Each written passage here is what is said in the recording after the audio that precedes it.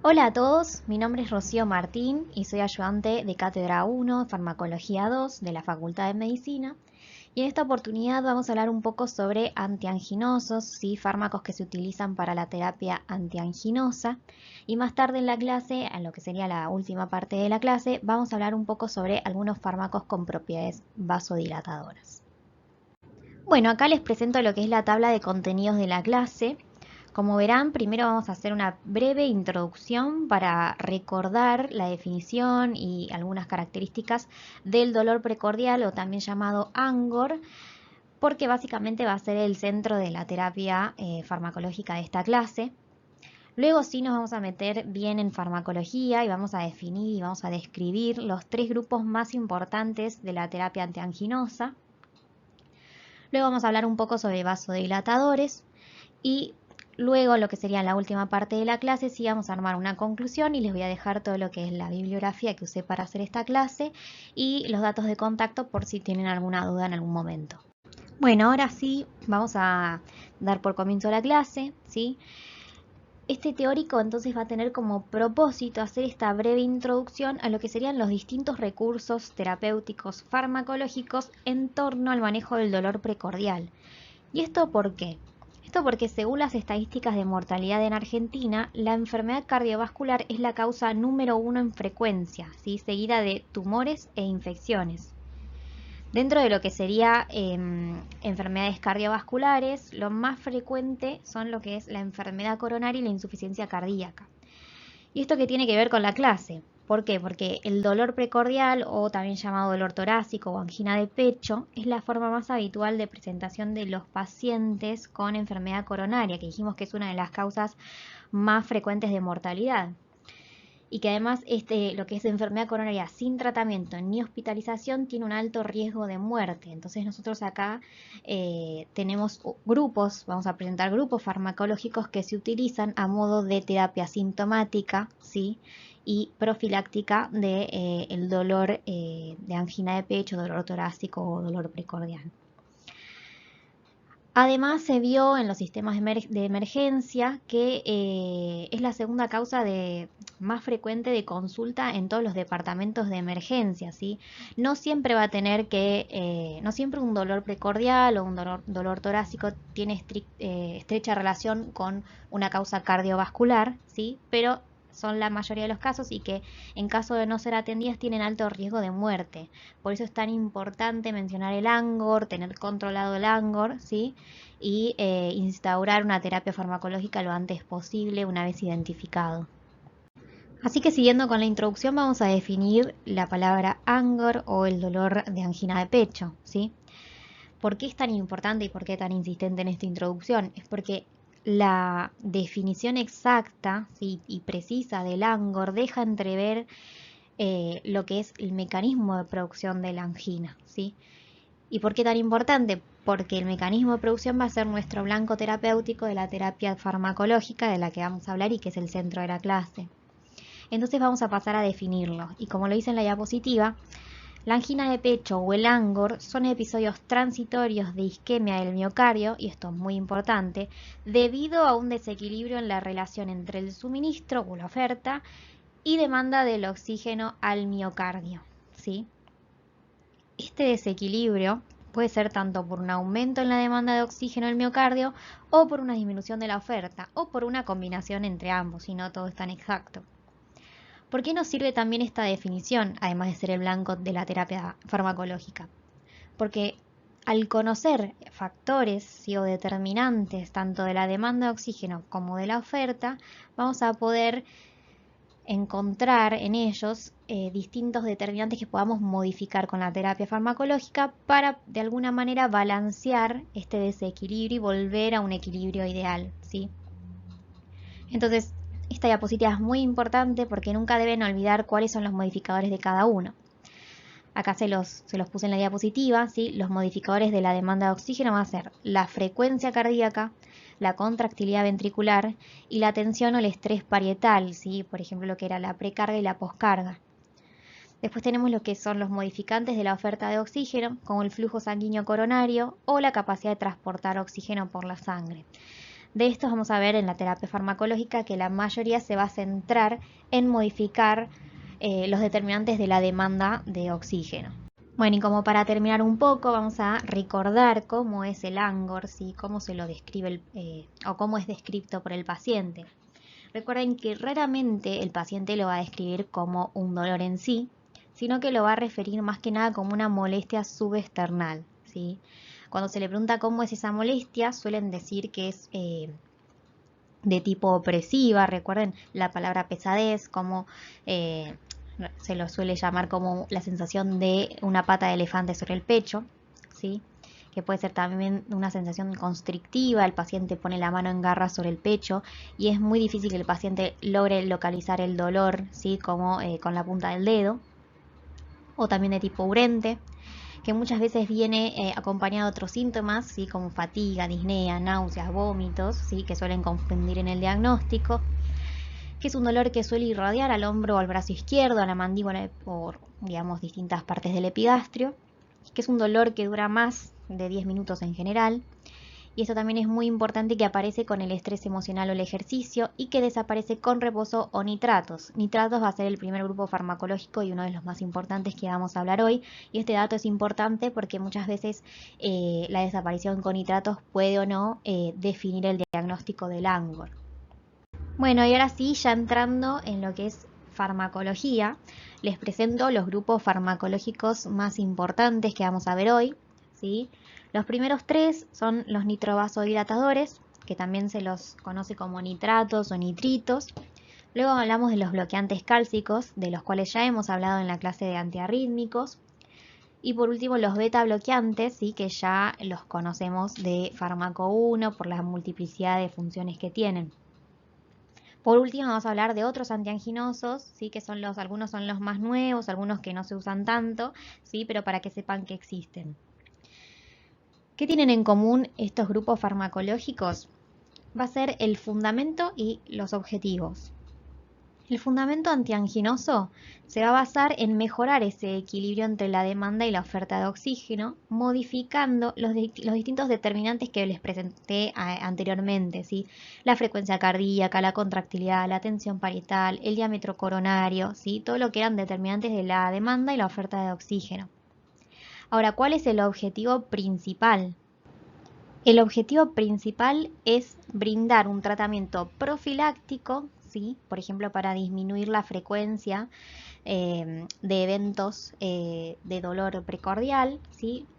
O también, por ejemplo, en anginas inestables, prevenir la formación de trombos, ¿sí? Como consecuencia de esta inestabilidad. Y por otro lado, el alivio sintomático del dolor, que es muy molesto, sí, que es una causa de ansiedad en el paciente muy grande. Por otro lado, no olvidemos que la principal causa de los eventos anginosos es la enfermedad arterial coronaria. Y solo el tratamiento sintomático del dolor, es decir, esta terapia antianginosa, no va a ser suficiente. En general, estos pacientes necesitan y además deben ser tratados con medicamentos que reduzcan la progresión de la aterosclerosis, que es en general es la principal responsable de los eventos coronarios, y que además prevengan o reduzcan la progresión del riesgo de trombosis coronaria y infarto agudo de miocardio, ¿sí? Es decir, que los pacientes no solo van a estar medicados con fármacos antianginosos, sino que con un combo de otros fármacos, por ejemplo, como la aspirina en dosis antiagregantes o, por ejemplo, el clopidogrel, sí, que también demostró ser efectivo en estos casos, o en casos, por ejemplo, donde hay una intolerancia a la aspirina, ¿sí? Bueno, primer grupo farmacológico, los nitrovasodilatadores. Es lo mismo, lo pueden encontrar también como nitratos o nitritos. Lo más correcto sería decir nitrito porque hace referencia a su fórmula química y el tipo de enlaces que tiene, pero en la nomenclatura quedó nitrato y ya fue generalizada, así que no hay problema de mencionarlos como nitratos también. De los referentes tenemos a la nitroglicerina, de ahora en más NTG, el dinitrato de isosorbide, el mononitrato de isosorbide, ¿sí? Y los vamos a presentar como profármacos generadores de óxido nítrico. Bueno, acá les presento lo que es el mecanismo de acción de los nitrovasodilatadores. Este gráfico más que nada hace referencia a la NTG y ahora les digo por qué, ¿sí? Pero bueno, en fin, lo que van a hacer los nitrovasodilatadores cuando ingresan al organismo ¿sí? Tenemos al nitrato, se van a unir a la L-cisteína, ¿sí? Y esta reacción va a ser catalizada por la LDH2. ¿Y por qué está remarcada?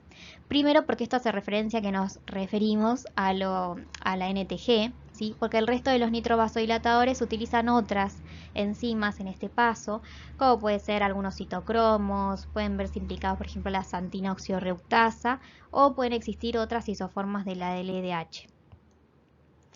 Lo importante de la LDH es que es una enzima que presenta alto grado de polimorfismo genético, y esto quiere decir que en la población podemos encontrar individuos que tengan una LDH hipofuncionante, no funcionante, o otras donde la función es normal.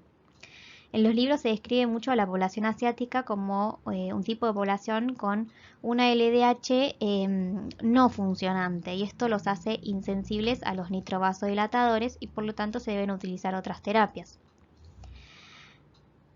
Otra cosa a aclarar de esta enzima es que se va a expresar en hígado y corazón, pero también en otras regiones como los pulmones, los riñones y el cerebro. Esta reacción va a terminar dando el nitrito por un lado, ¿sí? Y el óxido nítrico, que por eso decíamos que son dadores de óxido nítrico. Ahora, el óxido nítrico es lo más importante, ¿por qué? Porque, como sabemos, es uno de los vasodilatadores más potentes del organismo. Y como es lipofílico, va a ingresar sin problema alguno hacia el interior de la célula muscular lisa. Una vez dentro, va a estimular la guanilatociclasa, la cual convierte el GMP en GMP cíclico. Y el aumento de los niveles de GMP cíclico va a activar a la PKG. La PKG es una proteína quinasa de tipo G, ¿sí? Que termina generando una cascada de fosforilaciones que acaba resultando en una activación de la fosfatasa de la cadena ligera de miosina. Ergo, va a terminar relajando la célula muscular lisa, y esto me va a dar una vasodilatación. A su vez, promueve lo que es caída del calcio intracelular y va a modificar las reservas del retículo sarcoplásmico, ¿sí? Las reservas de calcio. ¿Qué es lo que va a hacer? Va a promover, ¿sí? Que el calcio ingrese al retículo, es decir, que se reserve, ¿sí? Que sea retenido, retención en el retículo, y va a impedir su salida hacia el citosol. Por lo tanto, bajan los niveles intracelulares, ¿sí? Y a su vez se va a estimular lo que es salida de calcio afuera de la célula. Entonces estas tres cosas me van a terminar por dando como resultado la relajación del músculo liso y la vasodilatación. Bueno, acá presentamos lo que es la farmacocinética, ¿sí? Vamos a hablar un poco sobre las diferencias que poseen los distintos nitrovasodilatadores entre sí. Bueno, lo que es la NTG se va a utilizar más que nada en emergencias, ¿sí? En lo que serían ataques agudos de dolor precordial, de angina. Y la vía de elección va a ser la vía sublingual. ¿Esto por qué? ¿Por qué no se utiliza vía oral? Esto es porque sufre en el hígado un alto efecto de primer paso hepático, es decir, se metaboliza muchísimo en el hígado y de manera que se inactiva, y también produce metabolitos activos pero que son de baja potencia y que no llegan a contribuir al efecto antianginoso. Por lo tanto, la vía sublingual, que escapa del paso hepático, es la vía de elección en emergencias. Además tiene un inicio de acción de 4 minutos, es decir, la que tiene un inicio de acción más corto, ¿sí? Por lo tanto lo hace ideal en emergencias. Y tenemos otras formas de administración que no son tan utilizadas, la verdad. La vía oral no se utiliza, pero bueno, como queda anecdótico. La vía transdérmica, pueden leer que se utilizaban antes parches de nitroglicerina, o también ahora se está utilizando para el tratamiento hemorroidal, de hemorroides en forma de crema. También existe la vía endovenosa continua y la vía inhalatoria. Pero bueno, quédense con la vía sublingual como lo más importante. Bueno, la vía media dijimos que es muy corta, metabolismo hepático y como todos tiene excreción renal. Después tenemos al dinitrato de isosorbide, que también comparte muchas características con la nitroglicerina, ¿sí? Se administra por vía sublingual también y tiene un inicio de acción un poco más largo. Tampoco se utiliza la vía oral por las mismas razones, tienen alto efecto de primer paso hepático y en general se reserva para pacientes, por ejemplo, que lo guardan en la mesa de luz porque ya reconocen los síntomas previos a tener un ataque de angina. Y digamos que tienen manera de reconocerlo y de manera profiláctica se pueden administrar una dosis sublingual. Después tenemos lo que es en cuanto a la vida media, tiene una vida media más prolongada. Metabolismo, al igual que la nitroglicerina y la misma excreción. Y por último, el mononitrato de isosorbide. ¿Sí? Si bien la estrella es la nitroglicerina, ¿sí? El mononitrato de isosorbide es importante porque tiene muchas diferencias con sus compañeros. En principio es la administración, ¿sí? Este sí se administra por vía oral.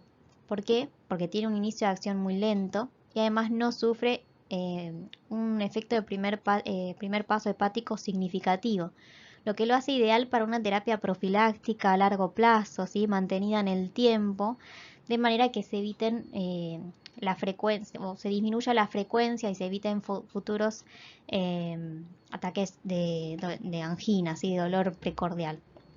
Además tiene una vida media mucho más prolongada, lo que lo hace compatible con una dosificación múltiple durante el día para mantener concentraciones estables. Y bueno, en cuanto a lo que es excreción, ¿sí? Para todas lo que tienen en común es que se excretan por vía renal. Bueno, ahora sí hablamos de los efectos farmacológicos, ¿sí? El principal de los efectos que más nos importa va a ser los efectos a nivel de la hemodinamia, ¿sí? Porque concluyen el efecto antianginoso, ¿sí? El efecto principal va a ser la vasodilatación por relajación del músculo liso vascular y esto lo van a hacer de forma dependiente de la dosis, por eso está aclarado. La verdad es que no está muy claro bien por qué depende de la dosis, pero sí se hace la diferencia y sí está evidenciado. A dosis bajas vamos a ver que la vasodilatación que predomina va a ser a nivel venoso, ¿sí? Va a haber un poco de vasodilatación arterial, pero va a ser de tipo poco significativo en arterias de conductancia, ¿sí? Que no terminan por generar mayores cambios. Pero sí va a ser muy importante la vasodilatación venosa. ¿Por qué? Porque lo que ocurra a nivel venoso va a terminar modificando el retorno venoso. Si yo venodilato, voy a generar una caída en el retorno venoso. A su vez, el retorno venoso era un determinante de la tensión parietal al final de la diástole, es decir, de la precarga. Entonces, si cae el retorno venoso, también me va a caer la precarga. Si me cae la precarga, que era lo que es estrés parietal o tensión parietal, y era un determinante de la demanda de oxígeno, este también va a caer. Por lo tanto, ¿sí? Va a caer la demanda de oxígeno, que era uno de los principales determinantes del efecto antianginoso, ¿sí? Y es acá donde se produce este efecto. Como la vasodilatación arterial es poco significativa, no va a haber demasiada implicancia en la resistencia vascular periférica, por lo tanto no se va a modificar mucho la poscarga, de hecho no se modifica, y no va a haber grandes cambios por ese lado. Pero ¿qué pasa cuando administramos los nitratos a dosis altas? ¿Sí? ¿Cómo cambia la hemodinamia? Lo que va a ocurrir es que la vasodilatación venosa que nombramos anteriormente se va a juntar con una vasodilatación arteriolar, ¿sí? Esto va a determinar que se va a producir una caída de la presión arterial sistólica y la presión arterial diastólica, ¿sí? Tanto por una disminución de lo que era del retorno venoso más una disminución de la resistencia vascular periférica, y esto va a determinar una caída de la tensión arterial media.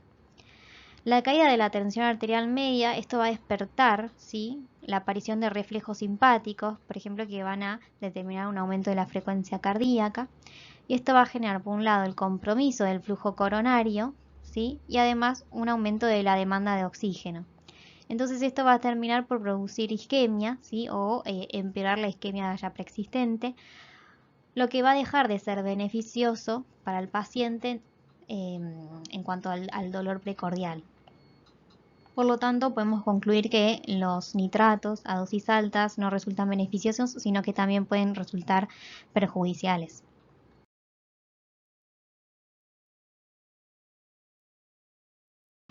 Bueno, acá les presento una lista de efectos adversos, ¿sí? Dentro de lo más común va a ser la cefalea de tipo intensa.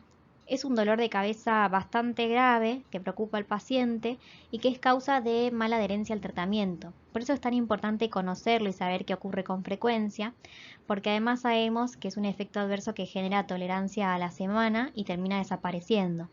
Entonces es importante aconsejarle de entrada al paciente, ¿sí? Que justamente sea paciente y deje que espere el tiempo prudente que este efecto va a desaparecer. Además, los pacientes suelen presentar mareos, sensación de debilidad, la hipotensión postural y lo que sería la representación más grave, el síncope, que va a ser todo consecuencia de la caída del retorno venoso. Además puede tener, por ejemplo, sarpullido. Otra característica que no está en las diapositivas es la ruborización del paciente, ¿sí? Cuando el paciente, por ejemplo, se administra nitroglicerina sublingual, como tiene un inicio de acción muy rápido, enseguida sabemos que surgió efecto porque el paciente se ruboriza, es decir, se pone colorado. Y bueno, como siempre presente la hipersensibilidad, ¿sí? Los pacientes pueden tener hipersensibilidad a uno de los nitratos y ser cruzada con el resto de los nitrovasodilatadores. Otro tema importante a hablar va a ser la tolerancia, ¿sí? Primero, antes de hablar sobre la tolerancia a los nitratos, definamos bien lo que es tolerancia. La tolerancia es la disminución gradual de los efectos de una droga cuando se la administra repetidamente en periodos prolongados de tiempo, de forma que se requieren dosis cada vez mayores para obtener el mismo efecto, ¿sí? Es importante tener presente siempre la definición. Entonces, ahora sí podemos hablar de los nitratos, que cuando se da una exposición repetida a altas dosis de nitratos se termina por producir tolerancia y el paciente suele insensibilizarse a los nitratos. ¿Por qué se produce? La verdad es que no se sabe con certeza cuál es el mecanismo de producción, ¿sí?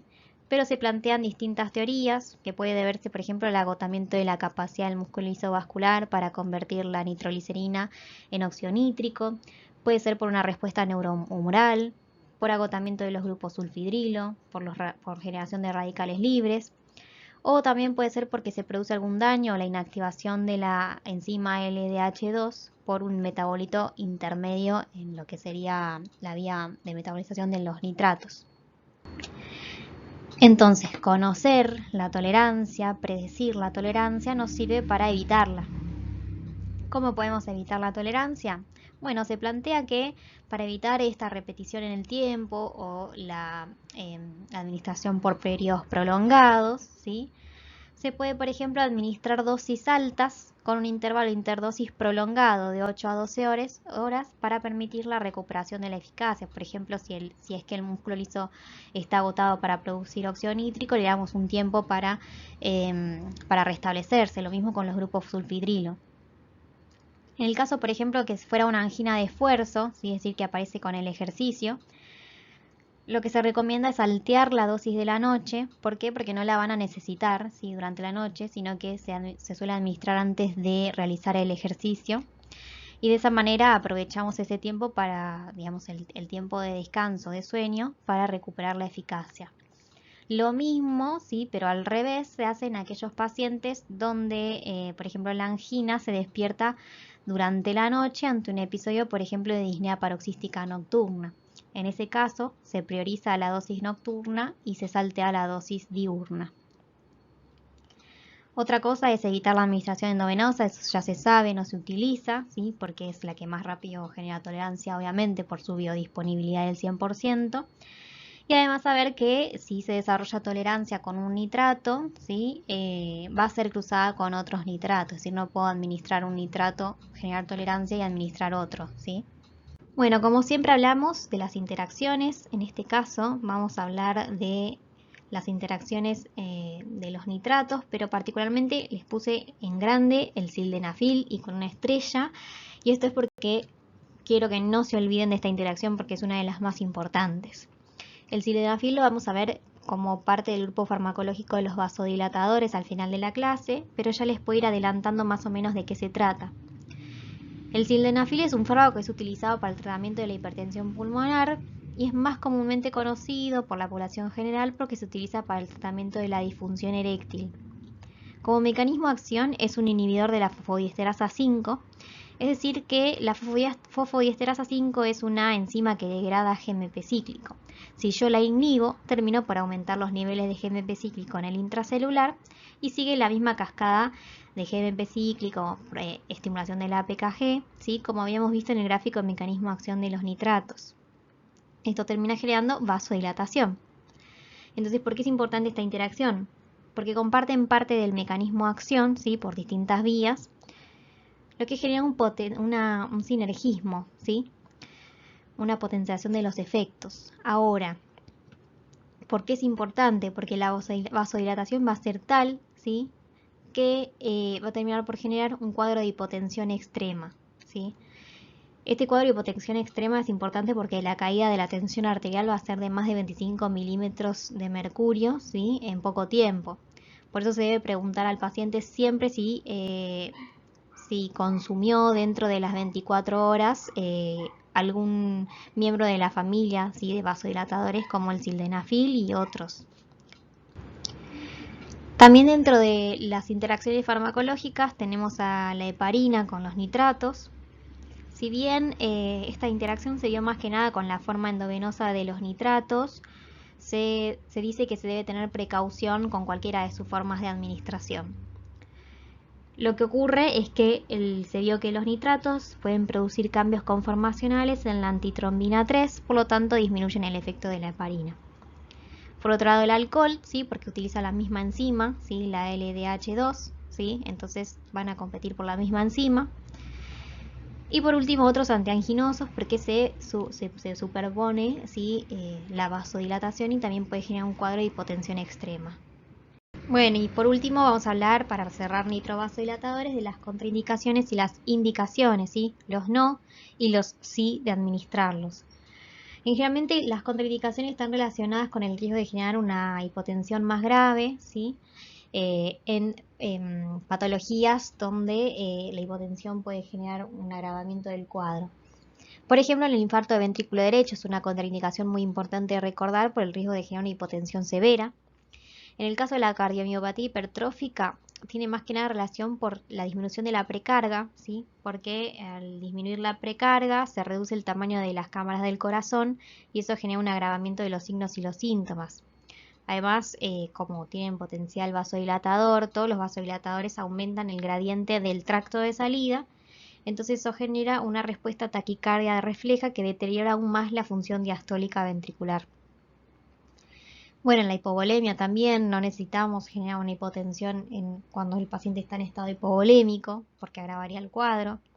En la hipertensión endocraniana, lo mismo, ¿sí?, porque se afecta el flujo vascular a nivel endocraniano. Taponamiento cardíaco, lo mismo, la misma razón por la cual no se administran en la cardiomiopatía hipertrófica, ¿sí?, por la disminución de la precarga. El glaucoma es una contraindicación medio controversial porque se han realizado estudios y en general los hallazgos son contradictorios, pero lo que podemos decir es que los nitrovasodilatadores relajan las células del músculo liso en la vasculatura del ojo al liberar el óxido nítrico. ¿Sí? Entonces los nitratos tienen un potencial reductor de la presión intraocular y tienen una acción vasodilatadora en los vasos retinianos y coroides, por eso es controversial, ¿sí? Pero bueno, digamos, la cuestión se basa en el papel que tienen en modificar el flujo, los nitratos a nivel ocular, porque pueden manejar el diámetro de tanto los vasos retinianos y coroideos, ¿sí?, y manejar la presión intraocular, ¿sí?, tanto en más como en menos. Hipersensibilidad, sabemos que cuando existe una reacción de hipersensibilidad a un nitrato, se contraindica la utilización de otros nitrovasodilatadores. Y el embarazo en lactancia también es controversial, más que nada en lactancia. En embarazo sí se vio el potencial de producción de hemoglobinemia en los niños, en el feto. Y en cuanto a la lactancia, lo mismo en el niño, en el lactante, pero es controversial el paso de los nitratos por vía leche materna. Y por otro lado, los sí, ya hablamos, sí, que los nitratos se utilizan muchísimo en la cardiopatía isquémica, porque el Angor es el principal síntoma de esta patología. En las anginas estables, las inestables, la angina de Prinzmetal, que es más que nada por vasoespasmo coronario, porque se vio que puede lograr disminuir este vasoespasmo causante de la angina. Bueno, el infarto agudo miocardio y en la insuficiencia cardíaca cuando está asociada a angina porque alivia el dolor. Bueno, cambiamos a otro grupo farmacológico que son los bloqueantes cálcicos. Son fármacos que tienen propiedades antiarrítmicas, antihipertensivas y antianginosas, ¿sí? Recordemos todas sus propiedades farmacológicas a la hora de hablar de ellos, pero hoy en este teórico vamos a hablar sobre la propiedad antianginosa, ¿sí? Más o menos ya los van conociendo porque se vio en el teórico de antiarrítmicos. Bueno, podemos decir que se dividen en dos grupos, uno va a ser los dihidropiridínicos y los otros van a ser los no dihidropiridínicos. Dentro de los dihidropiridínicos tenemos a la amlodipina, muy conocida, la nifedipina, clevidipina, nimodipina, y los no dihidropiridínicos, el verapamilo y el diltiazem, que también los vimos en el práctico, en el teórico de antiarrítmicos. Los dihidropiridínicos, ¿sí?, se caracterizan por ser selectivos vasodilatadores y tienen una función muy potente vasodilatadora, lo cual a dosis altas puede representar un riesgo porque genera una respuesta simpática refleja que termina por aumentar la frecuencia cardíaca y eso representa un riesgo hacia la patología de base. En cambio, los no dihidropiridínicos, si bien son vasodilatadores, no son tan potentes en cuanto a ese efecto porque se le suma un efecto inotrópico, cronotrópico y dromotrópico negativo, ¿sí?, que adicional que los dihidropiridínicos no poseen. Bueno, en cuanto a lo importante, el mecanismo de acción es el sitio blanco, ¿sí? No olviden nunca el nombre completo del sitio blanco de los bloqueantes cálcicos, que son los canales de calcio voltaje dependientes de tipo L que se encuentran en las células musculares lisas, ¿sí? Lo que van a hacer estos bloqueantes va a ser inhibir este canal, ¿sí? Este canal normalmente lo que hace es, cuando sobreviene la despolarización celular, abrirse y dar paso al calcio. Si nosotros bloqueamos el canal de calcio voltaje pendiente tipo L, el calcio no va a reingresar a la célula, ¿sí?, y no se va a producir toda la cascada que sobreviene luego de la entrada del calcio. Normalmente el calcio cuando ingresa a la célula se une a la calmodulina y forma el complejo calcio-calmodulina, que va a regular distintas actividades, ¿sí? Va a transducir distintas señales intracelulares para activar la proteína quinasa de la cadena ligera de miosina para que luego se dé la interacción de la cadena ligera de miosina que está fosforilada con la actina y dar lugar a la contracción. Si yo disminuyo los niveles de calcio que ingresan, esta cadena, esta vía de señalización intracelular a través del calcio no se va a dar, ¿sí? Por lo tanto se va a producir una relajación del músculo liso. En cuanto a los efectos farmacológicos, vamos a ver primero los hemodinámicos, como hicimos con los nitratos, ¿sí? Estos efectos hemodinámicos que vamos a nombrar a continuación se dan más con los dihidropiridínicos, es decir, que son más potentes en cuanto a estos efectos en comparación con los no dihidropiridínicos, ¿sí? Lo que va a ocurrir es que reducen la poscarga por una vasodilatación arterial periférica, ¿sí? El bloqueo del influjo del calcio intracelular, como vimos antes, en el músculo liso vascular produce una vasodilatación. A diferencia de los nitratos, se vio que en los vasos venosos esto no se produce, es decir, que los vasos venosos son resistentes al efecto de los bloqueantes cálcicos. Entonces podemos decir que su efecto, ¿sí?, a cualquiera sea su dosis, predomina en vasos de tipo arteriales. Esta es una diferencia importante con los nitritos. Ergo, no van a tener efectos sobre la precarga, pero sí van a modificar la poscarga al reducir la resistencia vascular periférica. Esto es lo que nos va a dar en sí el efecto antianginoso, ¿sí? No olvidemos hablar entonces del inotropismo y dromotropismo negativo, que son efectos que predominan con los no dihidropiridínicos o verapamilo y diltiazem. ¿Qué es lo que va a ocurrir? Normalmente en las células miocárdicas, cuando reciben el potencial de acción, se van a abrir los canales de calcio regulados por voltaje tipo L, y esto determina una desinhibición del complejo actina-miosina para producir la contracción del miocardiocito.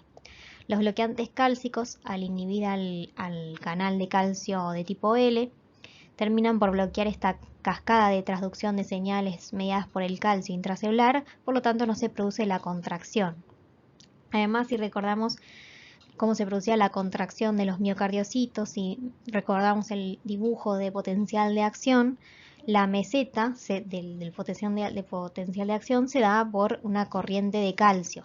Si disminuye el pico de la corriente de calcio, va a disminuir el potencial de contracción de la célula miocárdica, por lo tanto se produce un inotropismo negativo.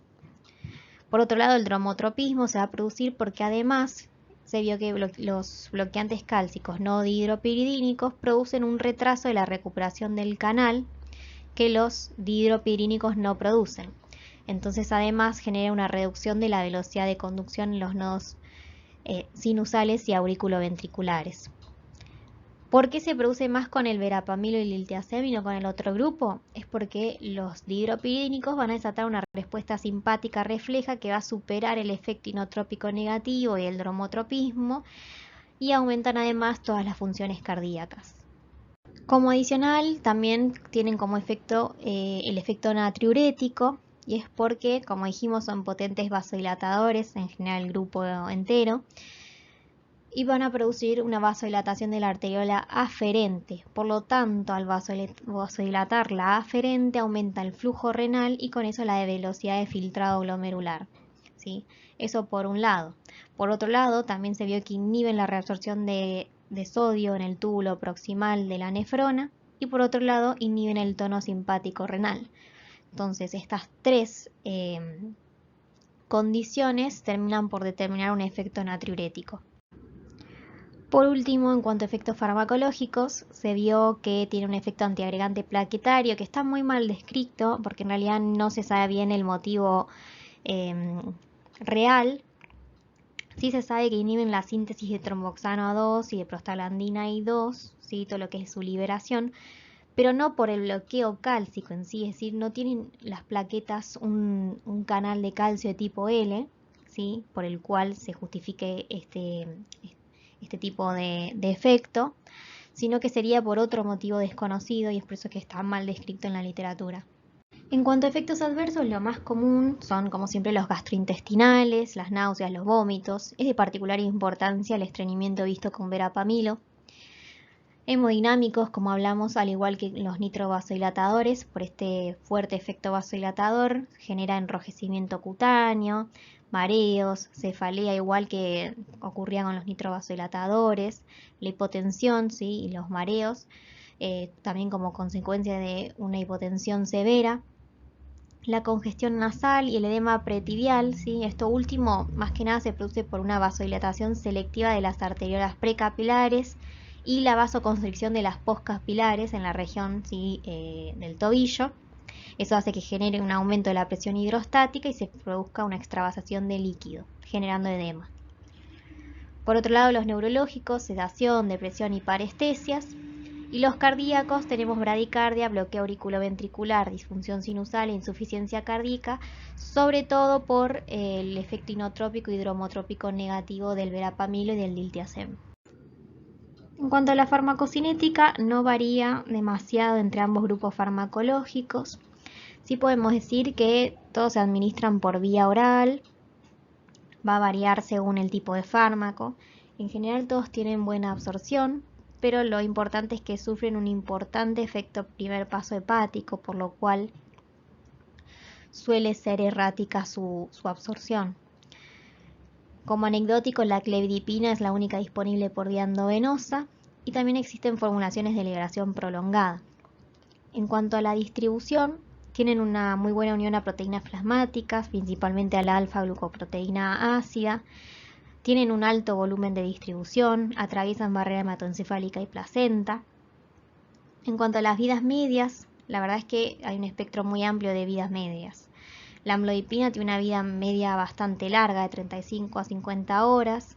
Es de absorción lenta y de efecto prolongado, es una de las más utilizadas por esto, ¿sí? Porque es más compatible con una dosificación diaria normal, ¿sí? Es decir, una dosis diaria. En cambio, la nifedipina tiene una vida media muy corta, de 1.8 horas. Entonces eso hace que provoque fluctuaciones plasmáticas que se asocian a un mayor riesgo de aparición de angina. Si queremos administrar nifedipina, entonces podemos optar por utilizar una formulación de liberación prolongada para evitar estas fluctuaciones plasmáticas.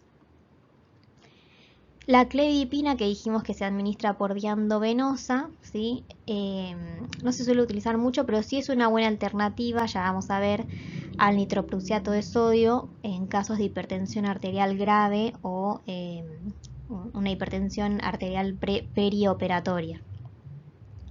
Y en cuanto a metabolismo, es similar para ambos porque se metabolizan por citocromos, por el citocromo 3A4.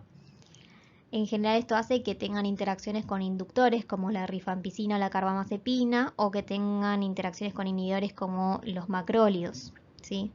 O las estatinas también. ¿Por qué? Porque son fármacos muy utilizados en pacientes con enfermedades cardíacas o cardiovasculares. En general estas interacciones son más frecuentes con los no dihidropiridínicos.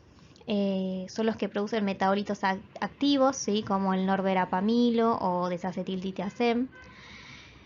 Pero bueno, estos metabolitos activos, si bien son activos, son de menor potencia que sus precursores y pueden llegar a generar una potenciación de su efecto, a contribuir más que nada a su efecto, pero no son muy significativos. Los dihidropiridínicos, en cambio, van a producir metabolitos inactivos. Lo importante es tener en cuenta pacientes cirróticos y ancianos porque está disminuida la función hepática. Tanto lo que es a nivel de la biotransformación hepática, hay que tenerlo en cuenta, como el nivel de unión a proteínas, ¿sí? Porque va a estar modificada la síntesis de proteínas plasmáticas. Por lo tanto, en esta población hay que comenzar con dosis más bajas. Y por último, la excreción en común es renal.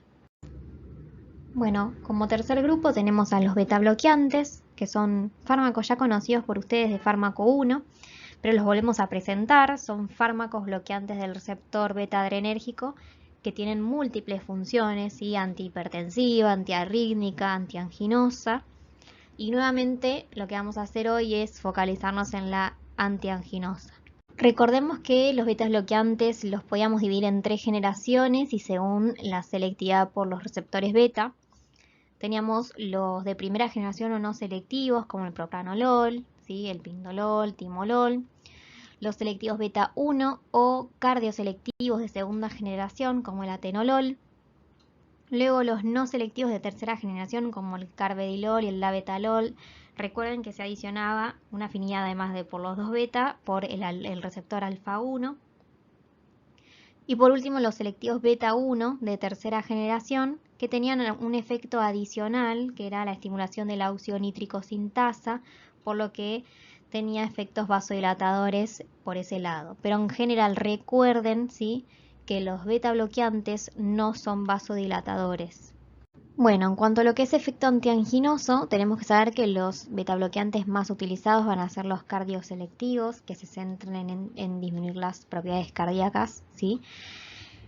Y sobre todo, saber que los beta bloqueantes son la única clase de fármacos eficaces para reducir la gravedad y la frecuencia de los ataques de angina de esfuerzo y para mejorar la supervivencia en aquellos pacientes que han tenido un infarto agudo de miocardio.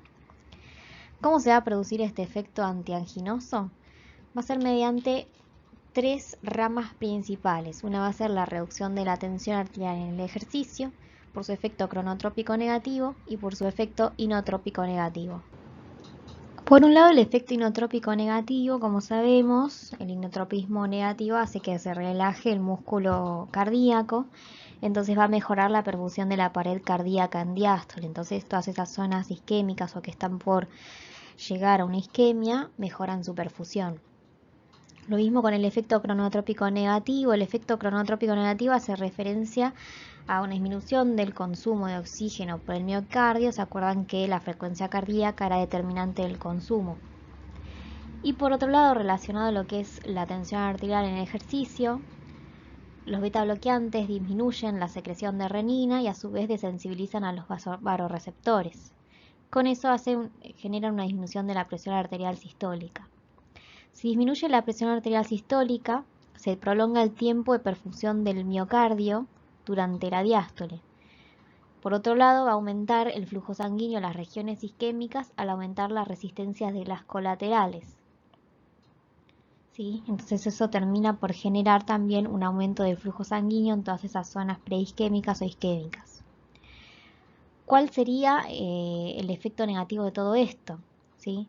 En general los beta bloqueantes tienden a elevar el consumo de oxígeno porque al bajar la frecuencia cardíaca y al generar una disminución de la contractilidad, aumenta el tiempo de eyección sistólica y el volumen telediastólico del ventrículo izquierdo.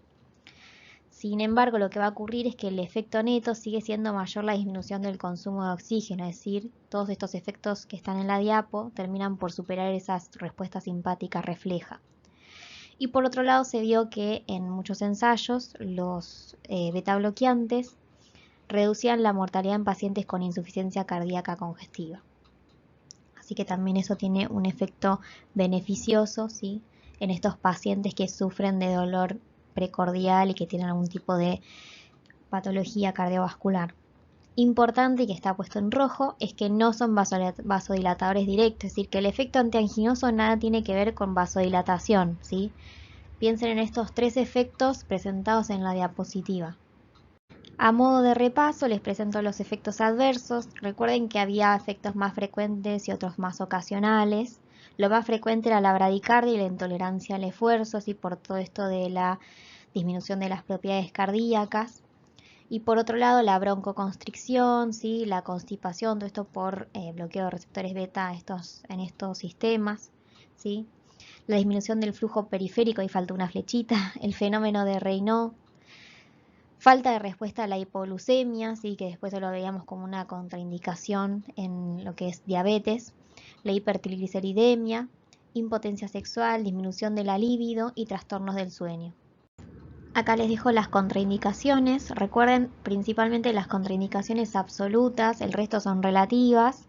Absolutas, las bradiarritmias o el bloqueo auriculoventricular de alto grado y la cardiopatía descompensada aguda, obviamente por la disminución de las propiedades cardíacas de los beta bloqueantes. En cuanto a farmacocinética, recuerden la multiplicidad de vías de administración: oral, tópica oftálmica, intravenosa al esmolol, que algunos tienen alto efecto de primer paso hepático. Lo más importante también era distinguir entre aquellos más liposolubles y los más hidrosolubles. Por ejemplo, los más liposolubles el propanolol, el timolol, los más hidrosolubles el atenolol, nadolol y sotalol. Esto tenía implicancia en la administración en aquellos pacientes, por ejemplo, que tienen una función hepática disminuida, ¿sí? En ellos vamos a elegir aquellos beta bloqueantes más hidrosolubles. En cuanto a administración, sepan que generalizadas se distribuyen bien, algunos tienen más unión a proteínas que otros, metabolismo hepático y la excreción siempre renal y biliar. Bueno, ahora sí, terminando con los antianginosos clásicos, acá les traigo una breve reseña de los nuevos antianginosos. Según su mecanismo de acción los podemos dividir en hemodinámicos o metabólicos. Dentro de los hemodinámicos tenemos a la ivabradina, al nicorandil, y los metabólicos a la trimetacidina y a la ranolacina. Bueno, empezamos con la ranolacina, que es un fármaco de segunda línea para el tratamiento de la angina crónica y que se puede combinar con otros antianginosos. La verdad que su mecanismo de acción es incierto, ¿sí? Sí se saben ciertas cosas, como que su mecanismo antianginoso corresponde a la inhibición de distintos flujos de iones cardíacos, como por ejemplo las corrientes de potasio rápida y la corriente de sodio lenta, ¿sí?, como corrientes preferenciales. Ahora, cuando hay un evento isquémico, el sodio ingresa a la célula por canales de inactivación lenta, ¿sí?, y generan una corriente tardía de sodio, que es la corriente de sodio lenta. Este influjo de sodio va a hacer que se active el intercambiador entre sodio y calcio. El sodio va a salir de la célula y el calcio empieza a ingresar, aumenta el calcio intracelular y genera contracción del músculo liso, y por ende eso aumenta lo que es la tensión parietal, ¿sí? Aumenta la tensión parietal y además va a retrasar la relajación, ¿sí? Y por eso se produce un aumento del consumo de oxígeno. Además, todo esto indirectamente comprime los vasos subendocárdicos y se va a disminuir el flujo coronario a este nivel. Entonces, toda esta cascada que está presentada en la mano derecha de la pantalla es la cascada que justamente la ranolacina inhibe durante la isquemia, ¿sí? Eso como principal mecanismo antianginoso, pero además se sabe que reduce la oxidación de ácidos grasos cardíacos, ¿sí? Entonces reduce el consumo de oxígeno por el miocardio. Estimula el metabolismo de la glucosa, por eso se lo clasifica como de tipo metabólico, ¿sí?, porque cambia el metabolismo cardíaco, ¿sí?, lo rota reduce la beta oxidación y aumenta el de la glucosa. Y por otro lado se vio no muy importante, una leve inhibición del receptor beta adrenérgico que podría llegar a tener implicancia. En cuanto a su farmacocinética, no hay mucho para decir. Se administra por vía oral, ¿sí? Se dan compuestos de liberación prolongada y se debe administrar 2 veces por día. La verdad es que son fármacos mal tolerados, por eso se dejan como segunda línea. Tiene una vida media de 7 horas, metabolismo hepático por citocromos, el 3A4, el 2D6, por lo tanto tiene interacciones con otros fármacos y se excreta por vía renal. Y cuanto a los efectos adversos, no son muy específicos, ¿sí? Lo de siempre, náuseas y vómitos, estreñimiento, puede haber cefalea, mareos, confusión, visión borrosa, y se dice que puede llegar a generar prolongaciones del QT por esta modificación de las corrientes de potasio y sodio. Bueno, la trimetazidina es un fármaco desarrollado especialmente como agente antianginoso, es decir, es específico. En cuanto a su mecanismo de acción, ¿sí? Es un mecanismo de acción distinto al resto. Inhibe la cadena larga del 3-cetoacilcoenzima A, que es una enzima que está implicada en el paso final de la vía de beta-oxidación de ácidos grasos libres del corazón. Esto va a hacer que se cambie la fuente de energía hacia la glucosa, es decir, que se va a beta-oxidar más y se va a oxidar más glucosa. ¿Esto qué es lo que nos va a terminar produciendo? Es que se produzca menos ATP, ¿sí? Porque los ácidos grasos nos dan más ATP, pero a su vez requiere menos oxígeno, entonces va a disminuir el gasto de oxígeno. Por lo tanto, va a ser beneficioso en caso de isquemia. Eso en cuanto a su mecanismo de acción, y lo mismo para lo que es efectos adversos. La verdad es que tampoco son muy específicos: náuseas, vómitos, estreñimiento.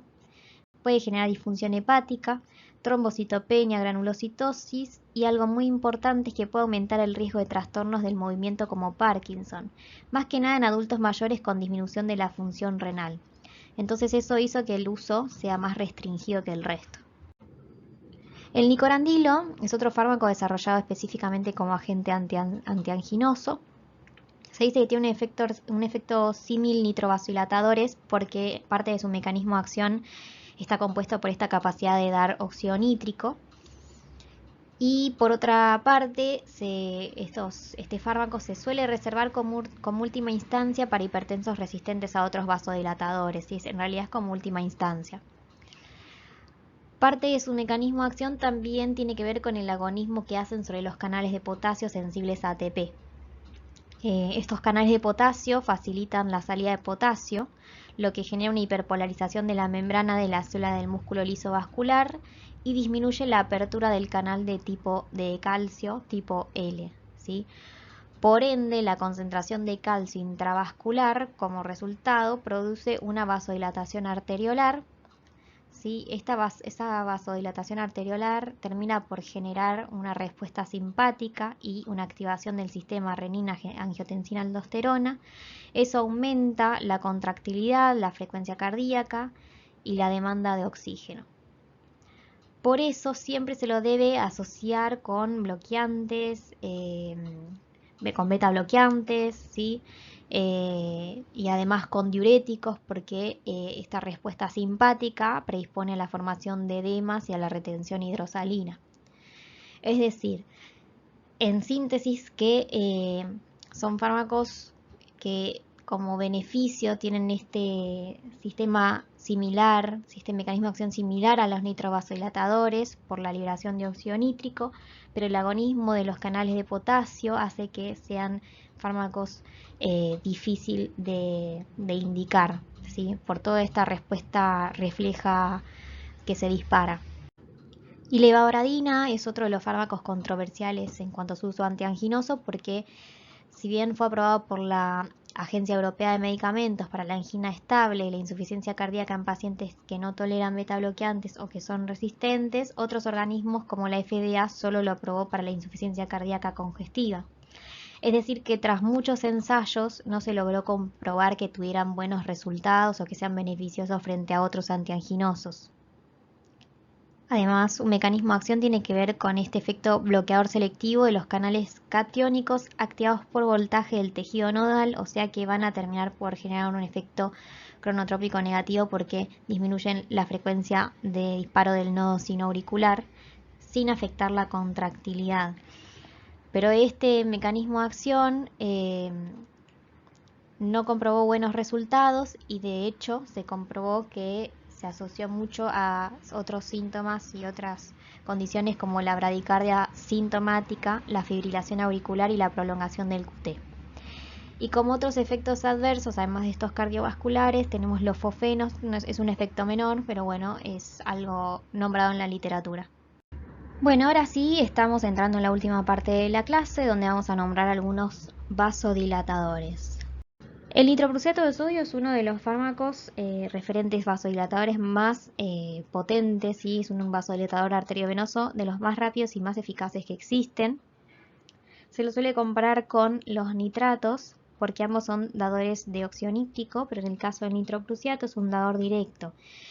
En realidad lo que se vio es que la conversión del nitroprusiato a óxido nítrico suele ser catalizada por enzimas distintas a las de los nitratos, enzimas desconocidas, y que por eso la reacción o digamos, el efecto farmacológico del nitroprusiato es inmediato, a diferencia de los nitratos, es más potente y a la larga no va a generar tolerancia.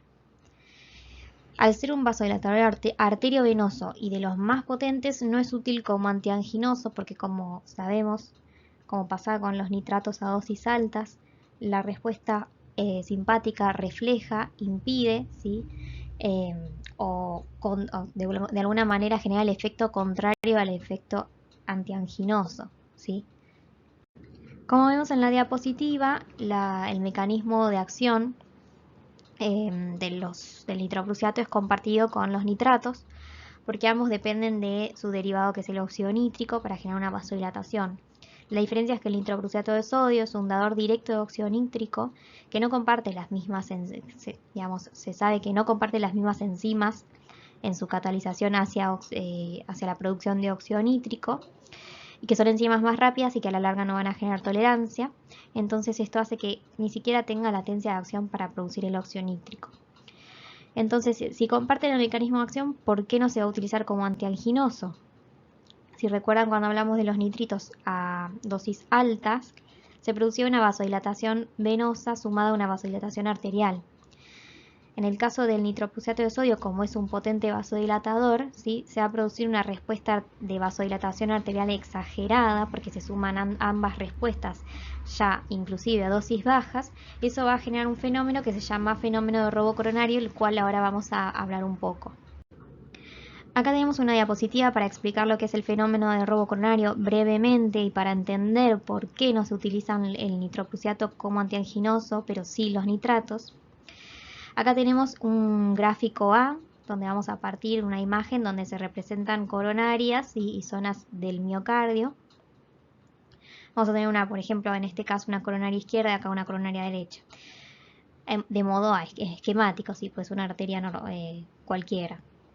La rama derecha va a tener una placa de ateroma, ¿sí? que lo que impide es el normal flujo sanguíneo hacia una parte del miocardio que está representada por esta colección de líquido en un vaso.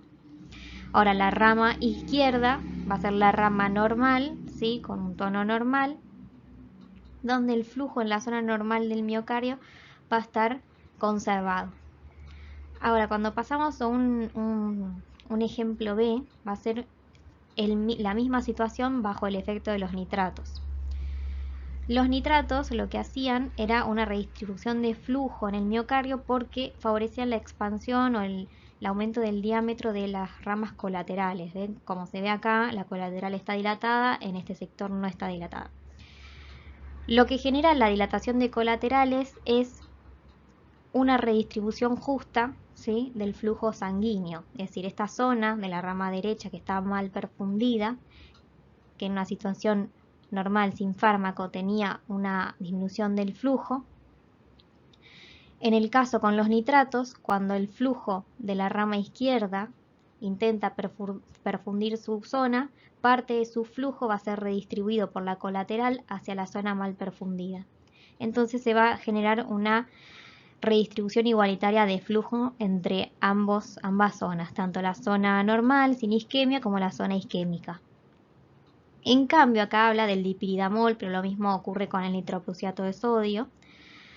El nitroprusiato de sodio lo que hace es favorecer una vasodilatación arteriolar, ¿sí? Las ramas más terminales. Entonces, como vemos en este gráfico, a diferencia del resto, la dilatación, ¿sí?, se va a dar por igual, tanto en zonas perfundidas como en zonas mal perfundidas. La zona mal perfundida ya veíamos que estaba completamente dilatada, intentando derivar parte lo más que podía de su flujo hacia la zona isquémica. Y en este caso, el dipiridamol o el nitroprusiato lo que va a hacer es dilatar, ¿sí?, ambas arteriolas por igual de ambas zonas. Por lo tanto, esto va a generar una mala redistribución del flujo, ¿sí? Entonces, el flujo sanguíneo en la zona normal va a estar aumentado, ¿sí?, porque no tiene problemas en su llegada, mientras que la rama derecha va a seguir en la misma situación, ¿sí? Va a tener una zona de flujo sanguíneo disminuido. Entonces va a exacerbar la diferencia entre ambas zonas. Entonces esto es lo que se denomina fenómeno de robo coronario. El fenómeno que se da con los nitratos de redistribución igualitaria lo pueden encontrar como fenómeno de robo coronario inverso o fenómeno de Robin Hood. Cosas importantes de la farmacocinética.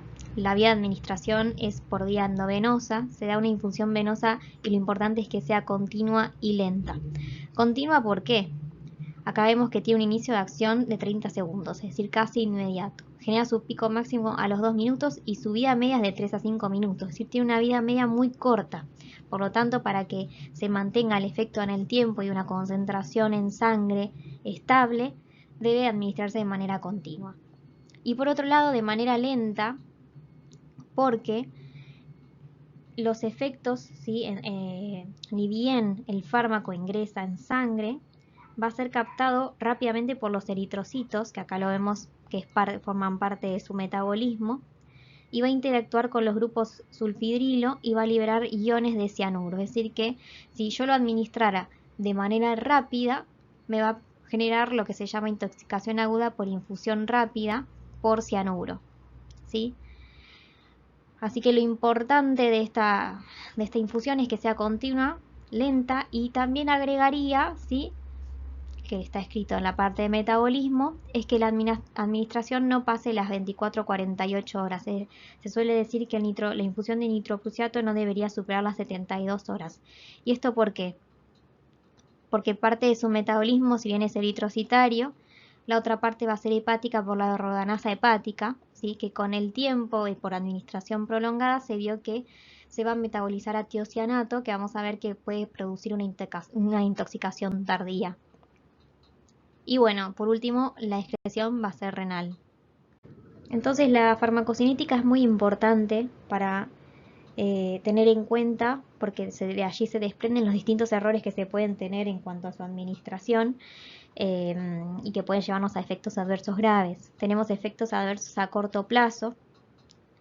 Uno de ellos va a ser la vasodilatación excesiva. Como dijimos, es muy potente vasodilatador y su infusión rápida, con corto tiempo, puede producir náuseas, vómitos, palpitaciones, ansiedad y hasta un síncope en el paciente, como lo más grave. Pero por otro lado, vimos que parte de su metabolismo es inmediato por los eritrocitos y como producto final se formaba cianuro.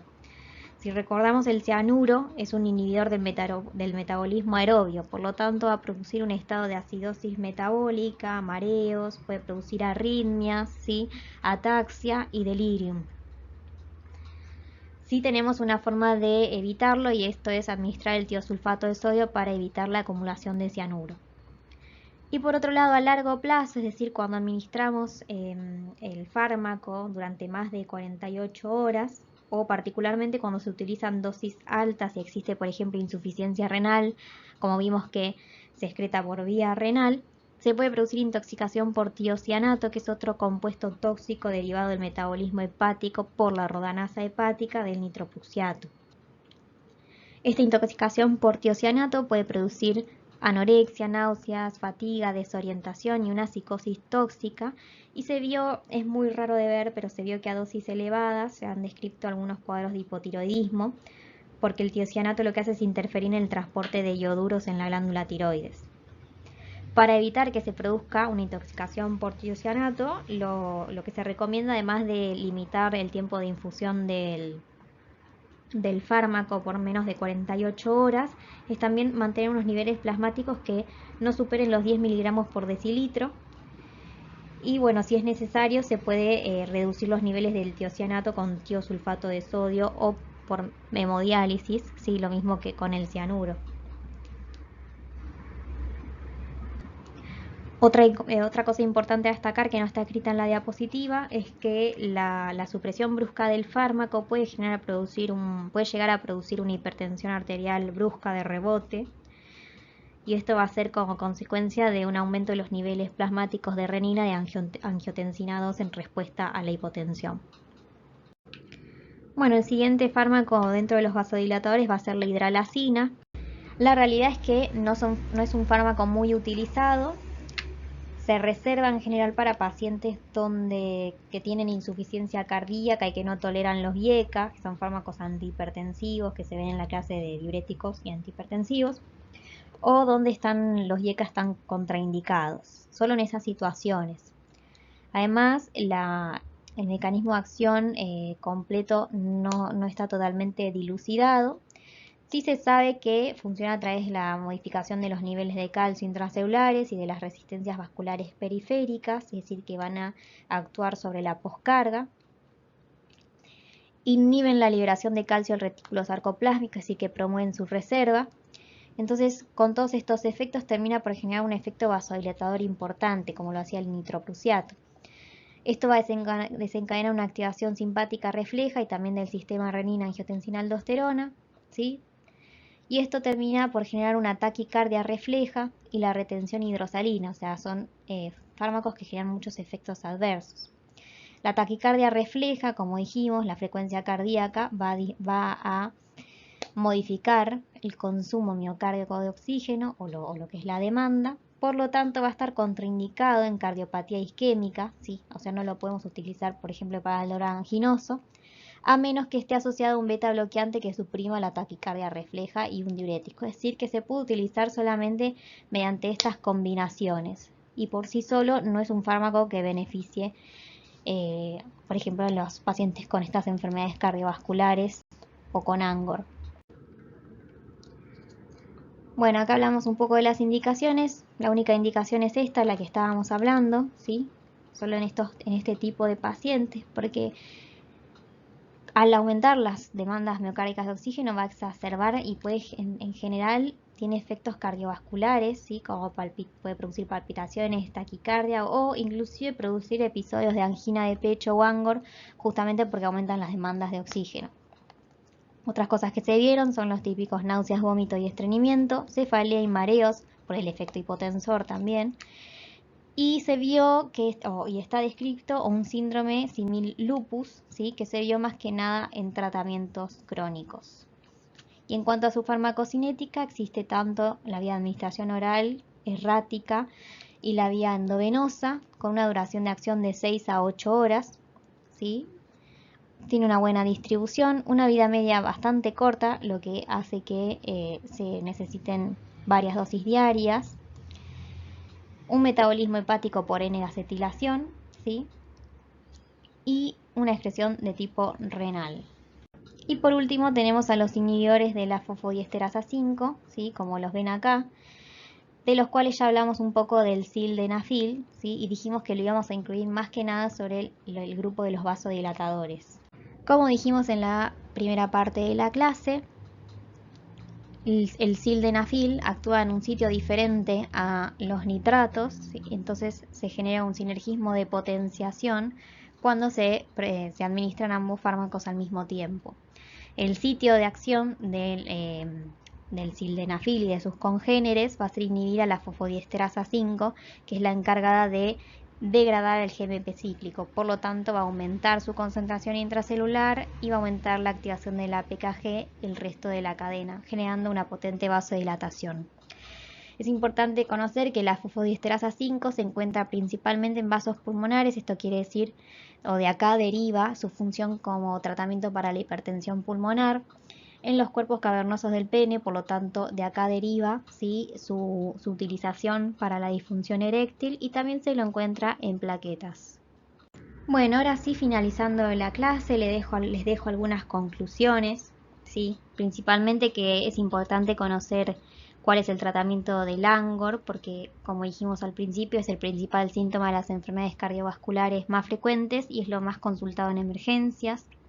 Recuerden que la terapia antianginosa es simplemente sintomática y profiláctica, no va a resolver la patología de base y en general se necesita una terapia combinada. De acá se desprende que debemos recordar que todos los pacientes con patología cardiovascular son pacientes polimedicados, entonces tenemos que tener en cuenta y conocer bien la farmacología de estas terapias para entender cuáles son las interacciones y cuáles son las contraindicaciones de estos fármacos. Y por último, y esto es más anecdótico para ustedes, para que recuerden, ¿sí?, porque suelen ser errores comunes, recuerden que los beta bloqueantes poseen un efecto antianginoso y es independiente de una vasodilatación, no son vasodilatadores en sí. Por acá les voy a dejar lo que es la bibliografía que utilicé para armar la clase. Y por último, les agradezco por haber escuchado la clase, sea el momento del día que sea, y obviamente si existe alguna pregunta o existe algún comentario para hacer, les dejo mi mail y no tengo ningún problema en estar respondiéndoles. Así que bueno, muchas gracias y espero que estén todos bien y suerte en los parciales.